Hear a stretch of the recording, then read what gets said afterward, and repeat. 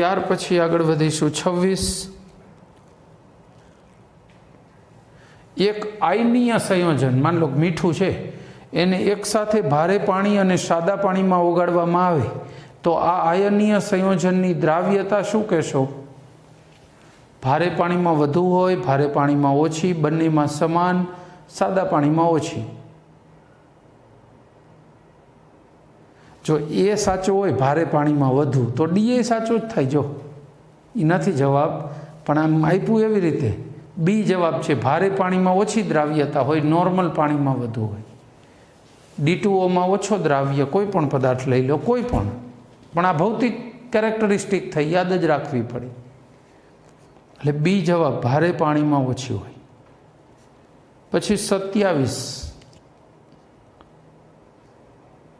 Ortho અને para હાઇડ્રોજનના કયા ગુણધર્મો એકબીજાને મળતા આવે છે? રાસાયણિક ગુણધર્મો. બાકીના ગુણધર્મો મળશે નહીં, અલગ અલગ થઈ જશે. ઉષ્મા ક્ષમતા, ઉષ્મીય વાહકતા, ચુંબકીય ગુણધર્મ. જોકે એ એકેની વાત જ ક્યાંય નથી આવતી. ખાલી એમ જ કીધું હોય બેની પ્રોટોન સ્પિન અલગ અને રાસાયણિક ગુણધર્મો સરખા, ભૌતિક ગુણધર્મો પણ ઓલમોસ્ટ સરખા. એટલે આપણો જવાબ રહેશે સી.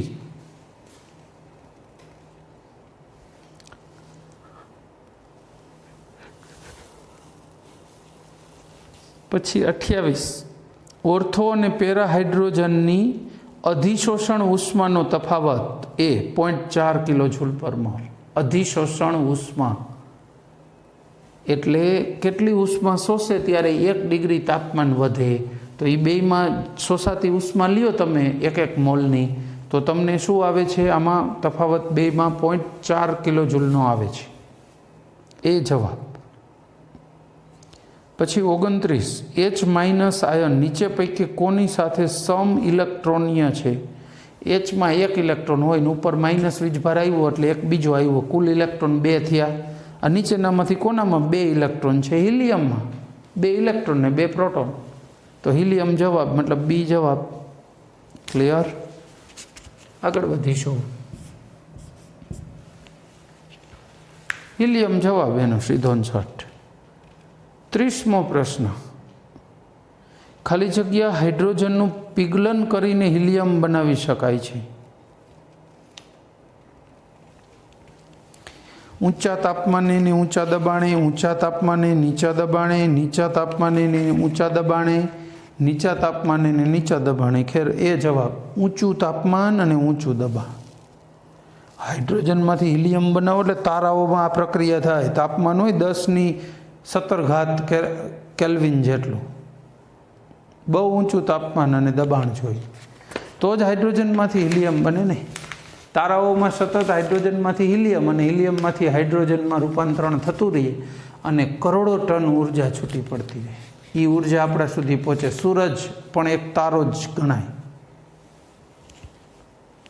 એ જવાબ બરાબર.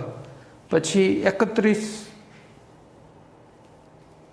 Fe3O4 અને Cr2O3ની હાજરીમાં 500 સેલ્સિયસ તાપમાને વરાળ અને જળવાયુને મિશ્ર કરી હાઇડ્રોજન બનાવવામાં આવે છે.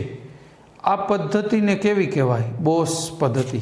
બોસ યાદ રાખવું. સી જવાબ બોસ પદ્ધતિ. સમીકરણ આપું છું આપણે, આમ તો આવે છે COH2. ચલો આ શું થયો? જળવાયુ. એમાં પાણીની વરાળ પસાર કરો. વરાળ શું કામ છે? તો કે તાપમાન 500 છે ને, તો વરાળ જ થઈ જવાની. Fe3O4 અને Cr2O3.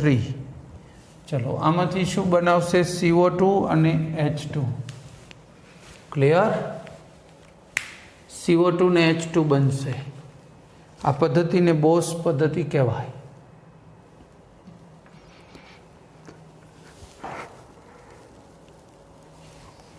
પાણીની વરાળ અને જળવાયુમાંથી બનાવ્યું. ત્યાર પછી 32 મંદ હાઇડ્રોક્લોરિક એસિડની કઈ ધાતુ સાથે પ્રક્રિયા કરતા હાઇડ્રોજન વાયુ મુક્ત થતો જ નથી? AU ઓરમ. શું કામ? AUPT આ બધી છે ને બહુ નિષ્ક્રિય ધાતુઓ છે, સહેલાઈથી ક્યાંય ભાગ ન લે પ્રક્રિયામાં ને એમાં બધી, બહુ રેર કેસમાં જ ભાગ લેતી હોય, એટલે એ સામાન્ય રીતે પ્રક્રિયા આપે જ નહીં.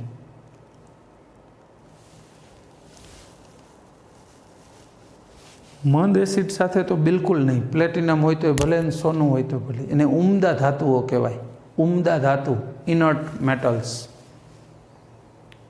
33. એક તત્વની હાઇડ્રોજન સાથે પ્રક્રિયા કરતા સંયોજન એ મળે છે જેની પાણી સાથે પ્રક્રિયા કરતા હાઇડ્રોજન વાયુ મુક્ત થાય છે, તો લીધેલ તત્વ કયું હશે?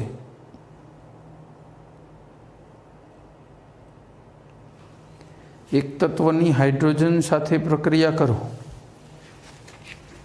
તો સંયોજન એ મળે. આપણે જોઈએ Ca+H2, ગરમ કરો એટલે CaH2 મળે. આ સંયોજન એ. આને પાણી હારે પ્રક્રિયા કરાવો, CaH2 + પાણી, CaOH ટ્વાઇસ અને H2. રેડી? હાઇડ્રોજન વાયુ મુક્ત થાય તો લીધેલું તત્વ કયું હોય? કેલ્શિયમ. પહેલાં બીજા સમૂહનું જ હોય. હાઇડ્રોલિથ બન્યું ને, આને હાઇડ્રોલિથ કહેવાય. આનું નામ કેલ્શિયમ હાઇડ્રાઇડ પણ કહેવાય. ડી જવાબ. આપણો જવાબ રહેશે ડી. ચલો આગળ વધીશું. 34મો પ્રશ્ન.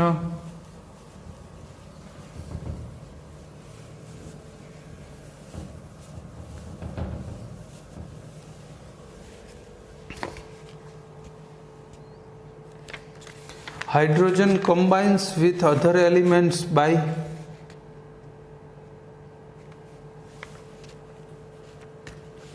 hydrogen can combine with other elements by gaining of electron. For example,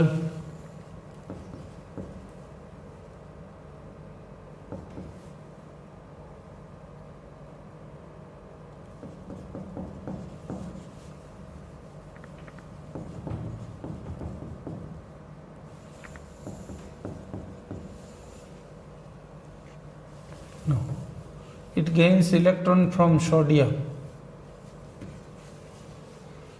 Here Na+1 and H-1. How it is possible? Here H have 0 charge and here it is -1. So it gains electron. Here H have 0 charge and here becomes -1. So it gains electron. Second, H2 plus Cl2 becomes HCl, H plus and Cl minus. Here hydrogen is losing electron, of course, and here there are 2 electrons in this bond. This is called covalent bond, where hydrogen makes a participation with carbon. It makes participation with carbon by this electron. Okay, so hydrogen, English ચાલુ થઈ ગયું. Okay, અહીંયા હાઇડ્રોજને શું કર્યું? એક electron મેળવ્યો, અહીંયા ગુમાવ્યો એટલે ધન બન્યું. અહીંયા ભાગીદારી કરી તો હાઇડ્રોજન છે એ જેવા સંજોગો ભાઈ ઇલેક્ટ્રોન ગુમાવી શકે, ભાગીદારી કરી શકે, મેળવી શકે, બધું કરે છે. આપણો જવાબ રહેશે ડી. ડી બરાબર. ચલો નેક્સ્ટ 35. હાઇડ્રોજનને આલ્કલી ધાતુઓ અને હેલોજન સાથે ન મૂકી શકાય. નો આપણે પહેલા સમૂહમાં મૂક્યું આલ્કલી ધાતુઓમાં, નો 17મા સમૂહમાં મૂક્યું. શું કામ એવું ભાઈ? શા માટે ન મૂકી શકાય? એનું સૌથી વ્યાજબી કારણ કયું? ચલો રેડી. હવે એને આપ્યા છે ઓપ્શન, એને તપાસો એટલે વ્યાજબી કારણ પણ મળી જશે. પહેલું છે આલ્કલી ધાતુ સમૂહ તત્વોના સમૂહ અથવા હેલોજન કરતાં હાઇડ્રોજનીકરણ આયનીકરણ ઉર્જા વધુ હોય છે. હાઇડ્રોજનની આયનીકરણ ઉર્જા વધુ હોય નહીં. આયનીકરણ ઉર્જા વધુ હોય, વધુ કોની હોય? 17મા સમૂહની વધુ જ હોય તો આપણે અહીંયા ન મૂકી દઈએ. બીજું હાઇડ્રોજન સંયોજનો બનાવે તો એ તો ભાઈ બધા બનાવે, પહેલા સમૂહના તત્વો બનાવે, 17માં નહીં બનાવે, બીજા નહીં બનાવે. આ કોઈ યોગ્ય કારણ નથી. પછી ત્રીજું, આલ્કલી ધાતુ તત્વોના સમૂહ અથવા હેલોજન કરતાં હાઇડ્રોજન હલકું તત્વ છે. યસ, હોવું જોઈએ એના કરતાંય વધારે પડતું હલકું તત્વ છે, જેથી એકય સમૂહમાં ભૌતિક કે રાસાયણિક ગુણધર્મોની દ્રષ્ટિએ સહેલાઈથી સેટ કરવું અઘરું છે. સી જવાબ. પછી ડી છતાંય જોઈ લ્યો, હાઇડ્રોજન પરમાણુમાં ન્યુટ્રોન હોતા નથી.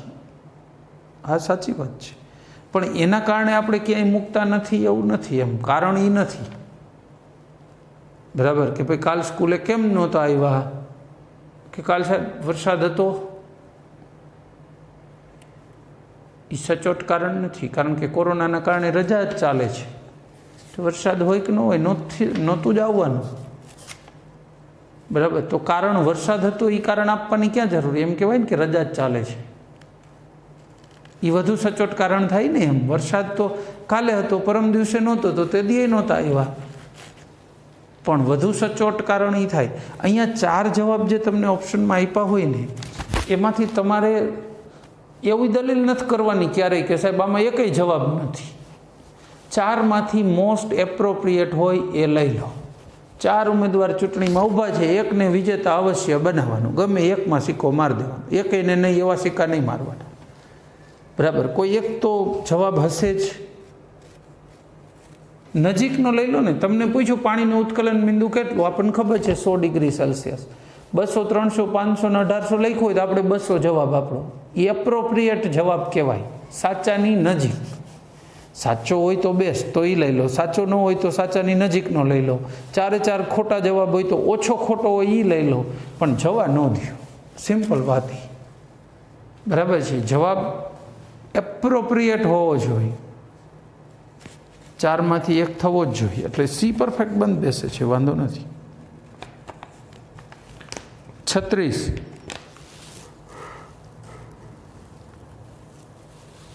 હાઇડ્રોજન માટે નીચે પૈકી કયું વિધાન સાચું નથી?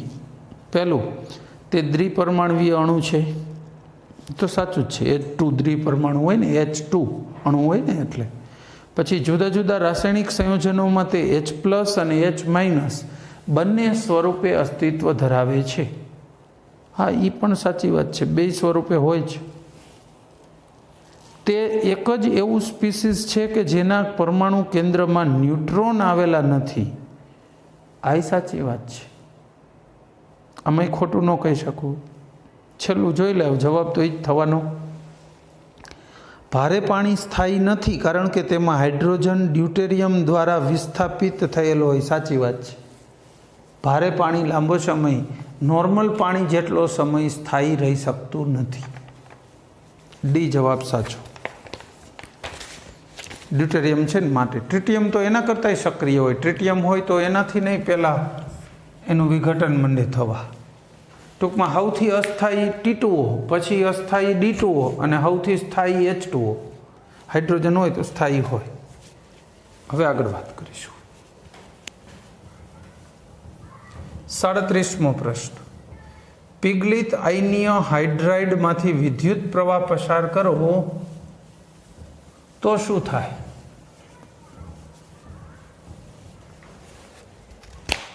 આ પાત્રમાં પિગલિત હાઇડ્રાઇડ લઉં છું. શું લઉં છું? MgH2 liquid. પિગલિત હાઇડ્રાઇડ થઈ ગયો. પિગલિત એટલે પાણી નહીં નાખવાનું, ગરમ કરીને પીગાડવું. અહીંયા ઇલેક્ટ્રોડ રાખશું, ધન ધ્રુવ, અહીંયા ઋણ ધ્રુવ. એ ઋણને ધન કેમ નક્કી થાય? તો કે બેટરીનો ધન છેડો જ્યાં ટચ કરાવો એ ધન ધ્રુવ. આ એનોડ. એનોડ હંમેશા ડાબી બાજુ જ દોરાય. બેટરીનો ધન છેડો અહીંયા જ જોડવાનો. અને આ કેથોડ. તમે પ્રેક્ટિકલી ગોઠવો ત્યારે ઋણ છેડો જોડો એ જ કેથોડ બને. પછી ઊંધો જોડો હોય તો આ કેથોડ થઈ જાય. પણ આપણી સિસ્ટમ કેમિસ્ટ્રીમાં સ્વીકારાયેલી છે કે ડાબી બાજુ એનોડ દોરવો અને લખવો, જમણી બાજુ કેથોડ દોરવો અને લખવો. હવે આની અંદર 2 પ્રકારના આયનો ઉત્પન્ન થવાના, Mg+2 અને 2H-. ધન આયન ઋણ ધ્રુવ બાજુ જાય, ઋણ આયન ધન ધ્રુવ બાજુ જાય, તો હાઇડ્રોજન ગેસ ક્યાં મળવાનો? એનોડ ઉપર મળે. જો છે. હવે આપણો જવાબ વિચારો. 37માંનો જવાબ શું કહેશો? એ. એનોડ પાસે હાઇડ્રોજન ગેસ છૂટો પડે, કારણ કે H+ અહીંયા જઈને H2 બનાવશે. ઋણ આયન છે તો ધન ધ્રુવ બાજુ જાય ને, બરાબર? એ જવાબ. પછી 38, કયું હેલોજન તત્વ હાઇડ્રોજન સાથે પ્રક્રિયા કરવાની મહત્તમ વૃત્તિ ધરાવે છે? કોની સાથે કહું છું? કયું હેલોજન તત્વ હાઇડ્રોજન સાથે ઝડપીમાં ઝડપી જોડાય? Fluorine F2. અંધારામાં પ્રક્રિયા થવા માટે પ્રકાશની પણ જરૂર નહીં, ઉષ્માની જરૂર નહીં, કંઈ જરૂર નહીં. જોકે બધાની ઝડપી હોય છે, પણ આની અતિશય ઝડપી હોય છે. F2 જવાબ. બરાબર. ત્યાર પછી 39, હાઇડ્રોજન માટે કયું વિધાન સૌથી વધુ યોગ્ય છે? હાઇડ્રોજન માટે તે રિડક્શન કર્તા તરીકે વર્તે છે, તે ઓક્સિડેશન કર્તા તરીકે વર્તે છે,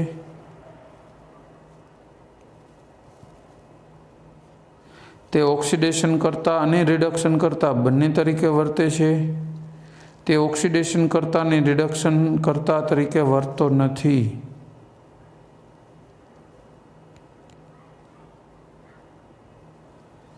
આપણો જવાબ શું થશે? રિડક્શન કરતા તરીકે વર્તે. હાઇડ્રોજન તો રિડક્શન જ કરે ને કોઈનું પણ.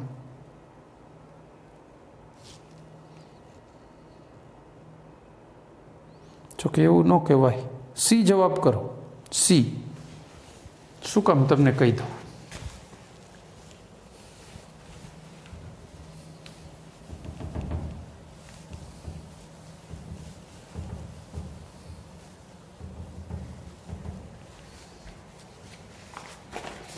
જો અહીંયા આપણે છે ને એક પ્રશ્નને કટ કરી છીએ સામો. 7મો પ્રશ્ન આપણે એવો જોઈએ તો નીચે પૈકી કયું સંયોજન ઓક્સિડેશન કરતા અને રિડક્શન કરતા બંને તરીકે વર્તતું નથી? આપણે જવાબ હાઇડ્રોજન લખાયો, પણ એ 4 જવાબમાં હાઇડ્રોજન જ એક એવું હતું જે આ રીતેની વર્તણૂક ઇઝી ના હોય, સહેલાઈથી ન વર્તે. હવે જ્યારે આ પ્રશ્ન છે ત્યારે તમારે આના એંગલથી જ વિચારવાનું છે, અને હું એના માટે એમ તો પ્રક્રિયાઓ આપું. Mg+H2. હમણાં જ મેં તમને સમજાવ્યું કે મોસ્ટ એપ્રોપ્રિએટ જવાબ લેવાનો છે 4માંથી. 4 જવાબ નથી એમ નથી કહેવાનું. 4 તમને પૂછ્યું કોણ વધુ એસિડિક છે? અરે ભાઈ 4 બેઝિક આપ્યા હોય તો જે ઓછો બેઝિક હોય એ વધુ એસિડિક ગણાય. બરાબર. MgH2. જો આ Mgની અવસ્થા અહીંયા 0 હોય, અહીંયા +2 થઈ ગઈ, વધારો થયો ને, ઓક્સિડેશન થયું. કોણે કર્યું? હાઇડ્રોજને. હાઇડ્રોજનની ઓક્સિડેશન કરતા કહેવાય. ઓક્સિડેશન એને કર્યું, હાઇડ્રોજનનું રિડક્શન થાય. બરાબર. એ જ રીતે H2 + Cl2 HCl. જો Clનું શું થયું? અહીંયા 0 અવસ્થા ને અહીંયા -1. આ રિડક્શન થયું, આનું ઓક્સિડેશન થાય. એકનું રિડક્શન એટલે બીજાનું ઓક્સિડેશન જ. ક્લોરિનમાં અવસ્થા ઘટી એટલે રિડક્શન કહેવાય, તો એ હાઇડ્રોજનને રિડક્શન કરતા કહેવાય, જેનું ઓક્સિડેશન થયું એને રિડક્શન કરતા. તો કહેવાનો મતલબ હાઇડ્રોજન બંને તરીકે વર્તી શકે છે, બહુ મુશ્કેલ પરિસ્થિતિ હોય તો. અહીંયા આ બધી પ્રક્રિયા એને મુશ્કેલ હોય, ગરમ કરો થાય, આ સહેલાઈથી થાય. એટલે નોર્મલી તો હાઇડ્રોજન રિડક્શન કરતા તરીકે જ વર્તે, પણ વિશિષ્ટ સંજોગોમાં ઓક્સિડેશન કરતા બની જાય ખરો. આવામાં બહુ ગરમ કરો ને આવા વિશિષ્ટ થોડીક આલ્કલી ધાતુઓ સાથે જ. એટલે આવા ઓપ્શન આપ્યા છે ત્યારે તમારે ઓપ્શન સી સિલેક્ટ કરવો પડે. બરાબર છે? ચલો 40, હાઇડ્રોજન ખાલી જગ્યા વિદ્યુતીય રીતે ધન છે, ઋણ છે, ઉપરોક્ત બંને, અને વિદ્યુતીય રીતે ધન કે ઋણ નથી. સી બંને છે. જો આમાં અહીંયા એચ -1 છે, વિદ્યુત ઋણ -1, અહીંયા એચ છે ને એમાં +1 છે. તો હાઇડ્રોજન છે એ +1 હોઈ શકે, -1 હોઈ શકે, વિદ્યુતીય ધન હોય ને વિદ્યુતીય ઋણ પણ હોય. એનોડ બાજુ જઈ શકે, કેથોડ બાજુ જઈ શકે. નોર્મલી તો કેથોડ બાજુ જ જતો હોય, H+1 રૂપે જ હોય, પણ હાઇડ્રાઇડમાં, ધાત્વીય હાઇડ્રાઇડમાં -1 છે. એટલે આપણો જવાબ રહેશે સી, ઉપરોક્ત બંને.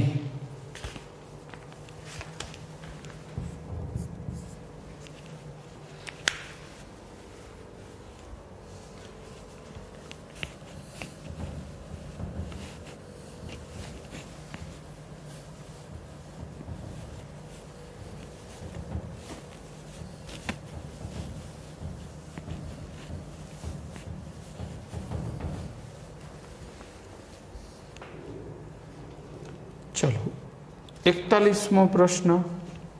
41. હાઇડ્રોજનની આયનીકરણ ઉર્જા ક્લોરીન જેટલી છે, ક્લોરીન કરતાં ઓછી છે, ક્લોરીન કરતાં થોડી વધુ છે અને ક્લોરીન કરતાં ખૂબ વધુ છે. ક્લોરીન કરતાં થોડીક વધારે હોય, ક્લોરીન કરતાં થોડીક વધુ હોય, બરાબર. આયનીકરણ ઉર્જા 1312 કેવી આવતી હતી ને, કંઈક કેટલી હતી યાદ કરી જવું. ક્લોરીન એના આજુબાજુમાં જ હોય. ખैर આપણો જવાબ રહેશે સી, ક્લોરીન કરતાં થોડી વધુ હોય છે. ક્લોરીનની થોડી 50-60 જેટલી ઓછી હોય. પછી ડી 42. હાઇડ્રોજન રિડક્શન કરતા તરીકે વર્તતો હોવાથી તે કોની સાથે મળતો આવે છે? રિડક્શન કરતા કોણ? પહેલો સમૂહ કે 17મો? આમાંથી આપ્યા એમાંથી કોણ કોણ? જો હેલોજન રિડક્શન કરતા કહેવાય ના, એને તો સ્વયંને રિડક્શન કરવું છે. હેલોજનને ઓક્સિડેશન કરતા કહેવાય. જો હેલોજન હોય ને Cl2, તો એમાંથી એની વૃત્તિ શું હોય? ઋણ બનવાની. તો આનું 0 અવસ્થા, આની -1 ઘટાડો થયો તો રિડક્શન થયું કહેવાય. જેનું રિડક્શન થાય એને શું કહેવાય? ઓક્સિડેશન કરતા. તો હેલોજન તો ઓક્સિડેશન કરતા છે, એટલે એની હારે મેચિંગ ન આવ્યું. આદર્શ વાયુ તો છે જ નહીં કાંઈ રિડક્શન કે ઓક્સિડેશન કરતા. રેડિયો સક્રિય તત્વો હોય રિડક્શન કરતા કે ઓક્સિડેશન કરતા ન કહેવાય. આલ્કલી ધાતુ છે જેને ધન બનવું છે. સોડિયમ હોય એની હારે પ્રક્રિયા થાય કોઈ પણની, તો એ પોતે સોડિયમ શું બનવા માગે? +1. 0માંથી +1 બને એટલે ઓક્સિડેશન થયું ને. જેનું ઓક્સિડેશન થતું હોય એને શું કહેવાય? રિડક્શન કરતા. તો પહેલો સમૂહ છે એ રિડક્શન કરતા છે ને હાઇડ્રોજન એ રિડક્શન કરતા, એટલે એનો ગુણધર્મ મેચિંગ કોના હારે થયો? આલ્કલી ધાતુઓ સાથે. ડી જવાબ, ડી. આલ્કલી ધાતુઓ સાથે એની કેરેક્ટરિસ્ટિક મેચ થઈ. જો 42માંની, બરાબર છે. પછી આગળ વાત કરીએ 43.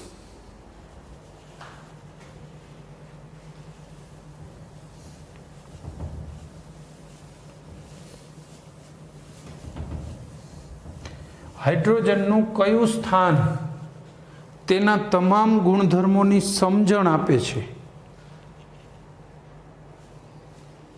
શું કહેશું? જો હેલોજન સમૂહમાં સૌથી ઉપર, એટલે એના ગુણધર્મો સમજાઈ જાય એમ અહીંયા મૂકવાનું.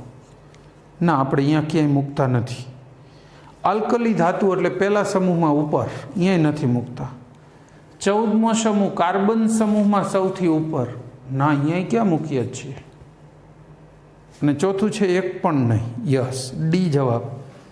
કારણ કે હાઇડ્રોજનનું સ્થાન આજ સુધીમાં નક્કી થઈ શક્યું નથી. વાસ્તવમાં એમ કહેવું જોઈએ, હાઇડ્રોજનનું સ્થાન પહેલા આવર્તની અંદર 1 થી 17મા સમૂહમાં વચ્ચે ક્યાંય પણ મૂકીએ છીએ.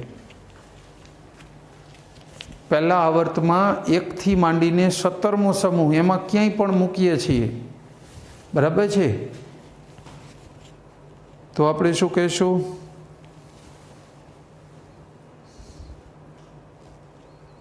ડી જવાબ.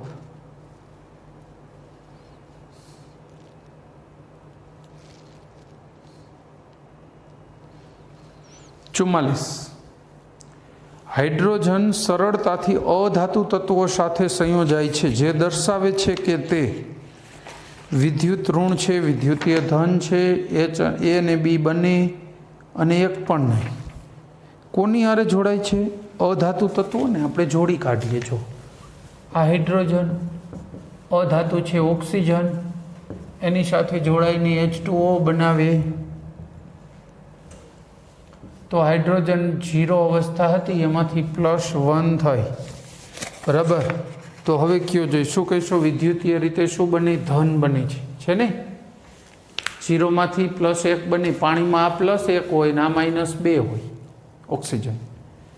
તો વિદ્યુતીય ધન છે એવું દર્શાવે છે. ઋણ ધ્રુવ બાજુ ભેગો થાય, આનું વિદ્યુત વિભાજન કરું તો. ચલો આગળ વધીશું.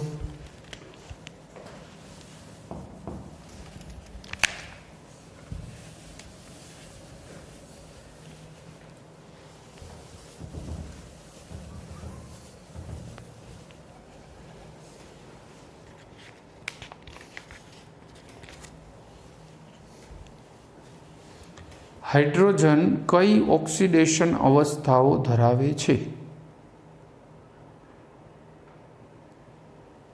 માત્ર -1, 0, +1, -1, 0 અને માત્ર +1. સી જવાબ. હાઇડ્રોજનની ત્રણેય અવસ્થાઓ હોઈ શકે. જો પાણી હોય તો હાઇડ્રોજનની +1 હોય, NaH હોય તો આની +1 અને હાઇડ્રોજનની -1 હોય. પછી H2 હોય તો આની 0 હોય. માથે કંઈ લખ્યું જ નથી ને H સિવાય બીજું કાંઈ છે ને, તો 0 હોય. તો હાઇડ્રોજનની +1, -1 અને 0 બધી હોઈ શકે. સી જવાબ. બરાબર. 45માંનો જવાબ સી. 46 હાઇડ્રોજન સરળતાથી ધાતુ તત્વો સાથે સંયોજાય છે, જે દર્શાવે છે કે તે શું દર્શાવે છે? કોની સાથે જોડવી? આ અધાતુ કીધું હતું ને હમણાં, ધાતુ હારે જોડીએ. ચલો Na+H2 ગરમ કરો, NaH બને. 0માંથી -1, વિદ્યુતીય રીતે ઋણ છે. બી જવાબ. આમાં પૂછ્યું નહીં કે ધાતુ હારે જોડાય જે દર્શાવે છે કે વિદ્યુતીય રીતે ઋણ છે. બી જવાબ.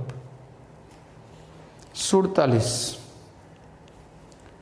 પીગાળેલ સોડિયમ હાઇડ્રાઇડનું વિદ્યુત વિભાજન કરીએ તો હાઇડ્રોજન વાયુ ખાલી જગ્યા પાસે છૂટો પડે છે. હમણાં જ લીધું હતું, એ જ વાત કરવી છે. જરા ફરીથી રિવાઇન્ડ કરી દઈએ.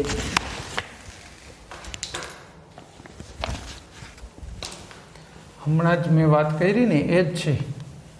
ત્યારે કદાચ ઉદાહરણ બીજું લીધું હોય. ચલો અહીંયા શું લેવાનું છે પાત્રમાં? NaH લિક્વિડ, Na+1 ને H-1. અહીંયા 2 ધ્રુવ રાખવા છે. પેશડિયા બેટરી જોડી દઉં. આ ધન છેડો, આ ઋણ. આ એનોડ, આ કેથોડ. તો બસ H- છે તો ધન ધ્રુવ બાજુ જાય ને તો અહીંયા H2 મળશે.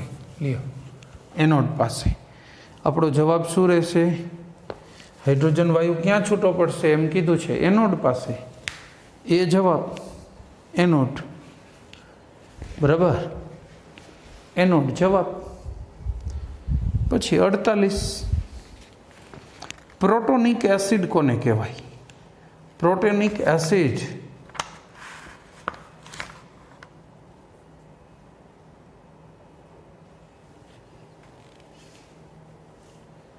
પ્રોટોનિક એસિડ જેને પાણીમાં ઓગાળો ને ત્યારે પ્રોટોન મુક્ત કરી શકે.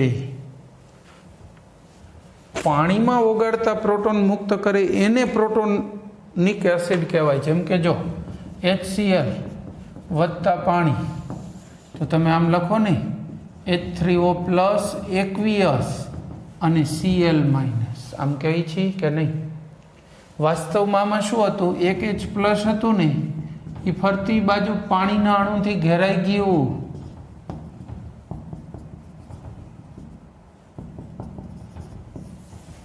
આવું થઈ જાય. 4, 5, 6 પાણીના અણુ એને ઘેરી લે અને સોલ્વેશન થયું કહેવાય. સોલ્વન્ટ એટલે દ્રાવક. દ્રાવકના અણુ એને ઘેરી વળે છે પ્રોટોનને. આવું જે આયન ઉત્પન્ન કરી શકે એને પ્રોટોનિક એસિડ કહેવાય.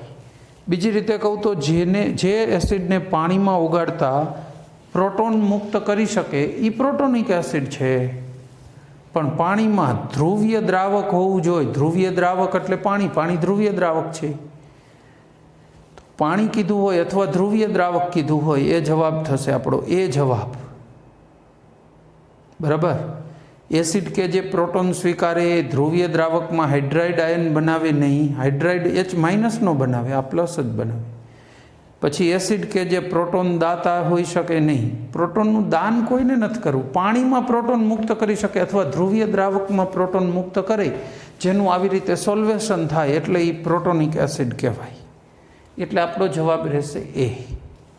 પછી 49, હાઇડ્રોજનના તમામ ગુણધર્મો એ માત્ર આલ્કલી ધાતુ સાથે મળતા આવે છે. બી માત્ર હેલોજન તત્વો સાથે મળતા આવે છે. સી આલ્કલી ધાતુઓ અને હેલોજન તત્વો બંને સાથે મળતા આવે છે. અને ડી આલ્કલી ધાતુઓ કે હેલોજન તત્વો સાથે મળતા આવતા નથી.